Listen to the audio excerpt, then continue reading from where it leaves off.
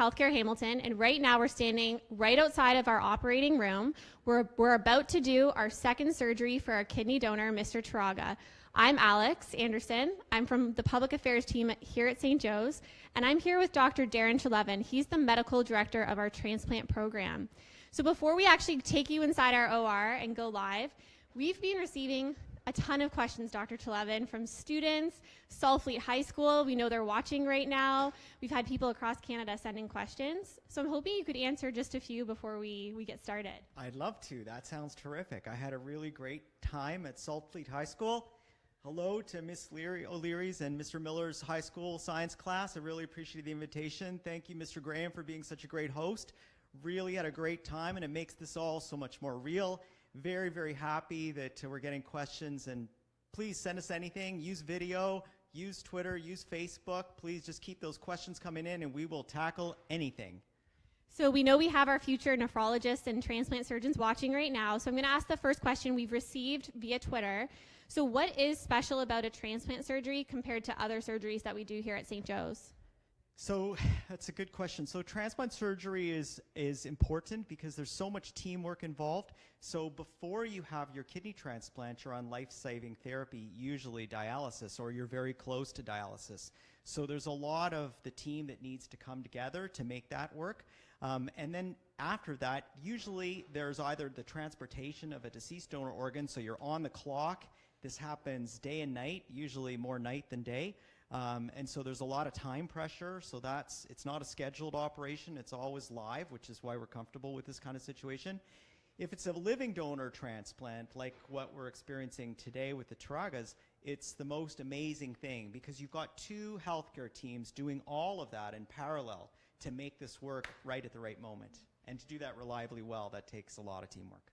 So I actually had a chance to be in my first live transplant surgery 2 weeks ago, and I have to say it was a tremendous, amazing experience. Did you faint? No, I didn't. It was pretty awesome, and we're so excited to share this with everyone. And we did have another question come in. How often do we do these transplant surgeries at St. Joe's? So it happens about twice a week. So we do between 100 and 140 kidney transplants a year, and that's a common number. Ontario is blessed with fantastic academic transplant centers, usually associated with the university. There's 6 other transplant centers, and most of the transplant centers are quite busy with between 100 and 160 transplants every year. So that works out to be a little more than 2 a week. And as I said, it's 24/7 and often at night.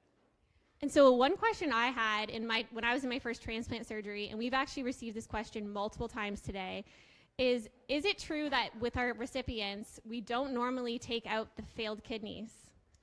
So that's a very good question, and you can tell once you're in the operating room, you'll see everything has its place.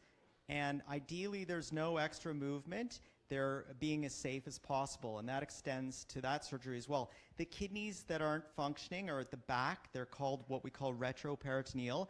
It would be a different approach. They're working up front. They're working, as you'll see, right above the hip. They are not going back into what one of my colleagues used to call tiger country. So they're just leaving that alone, and they're getting right down to the business of taking that kidney that's on the clock and putting it in. So you were at Saltfleet Secondary High School, and you had some amazing questions from curious students. And I just wanted to know, what was one of the best questions that you were asked when you were there? They asked so many great questions. So I think the most common question that I've heard since on Twitter too has been, can you survive with just one kidney? So if you've been a donor, how does that change your health? So the happy answer is that the surgery is safe, it's short. Usually you're in the hospital for 4 days. It hurts. There's no getting around that. They do it laparoscopically, and as you've seen, they remove it from just below the umbilicus. So it's a small incision, but it still hurts. But people recover quite quickly, and they're usually feeling normal within a few weeks. So it doesn't affect their health.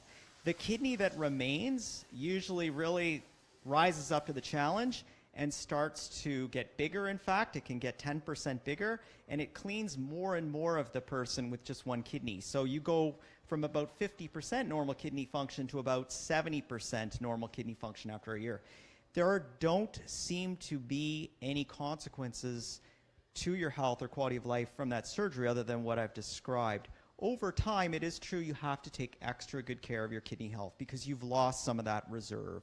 So you've gone from 100% perfect kidney function, and we're very careful to check that out, down to about 70% of kidney function. And as we get older and we're 70 and 80 and 90 and we've lost reserve because of normal aging mechanisms, unfortunately, when people's bodies are stressed, you need all of your kidney function. And so it is true that in the long run, your kidney function can be a little bit less. But most people, it does not affect their longevity and it doesn't affect their kidney health. But there is a higher risk of kidney failure in the future, and there is an even higher risk of requiring dialysis in the future. But it's all understandable, and we explain this to people so they know what they're getting into.